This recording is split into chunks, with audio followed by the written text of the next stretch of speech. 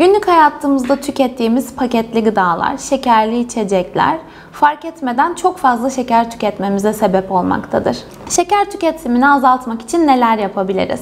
Öncelikle paketli gıdaların etiketini okuyarak kullandığımız şeker miktarına dikkat edebiliriz. Gazlı ve şekerli içecekler yerine su ve ayran gibi içecekler tercih edebiliriz. Tatlı ihtiyacımızı kuru meyvelerden veya taze meyvelerden sağlamalıyız. Günlük egzersizlerimizi ihmal etmemeli, sağlıklı yaşam yolunu seçmeliyiz. Unutmayalım, sağlıklı bir yaşamın temeli şekeri komple hayatımızdan çıkarmak değil, şekerin ne kadar tükettiğimize ve ne zamanlarda tükettiğimize özen göstermektir.